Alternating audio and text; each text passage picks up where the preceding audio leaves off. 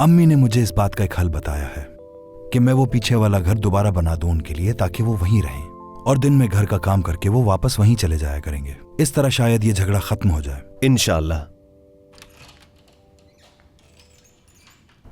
Hello Hasan साहब। Hello, खुशामदीद। मैं अपने रूम में जा रहा हूँ, बाद में बात करेंगे। ठीक है।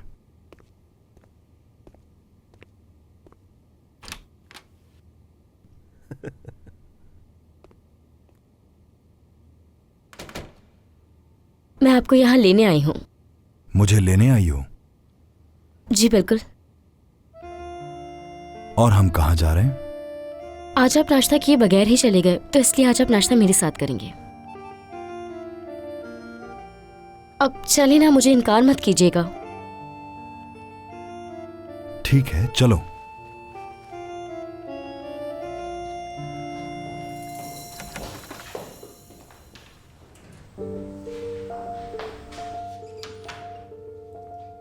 अरे सोना, तुम यहाँ कैसी हो?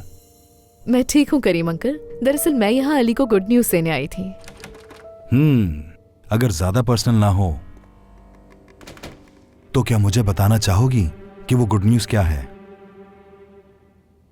आज सुबह फारूक साहब के बेटे बुराक से मुलाकात हुई मेरी। जल्द ही उनकी कंपनी में जॉब मिल जाएगी मुझे।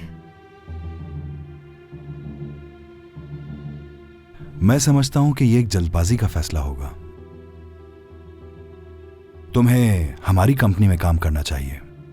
हमें पहले ही अपने पीआर डिपार्टमेंट में मसाइल का सामना है। इसमें अली के लिए आसानी हो सकती है ना अली?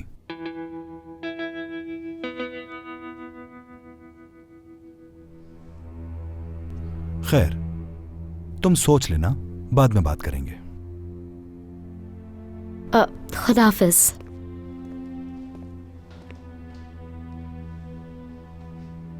कितनी बार कहना पड़ेगा कि बगैर बताए मत आया करो सोना। मसरूफ हूं मैं। कोई बात नहीं, मैं वेट कर लूंगी तुम्हारा। नहीं करोगी तुम सोना।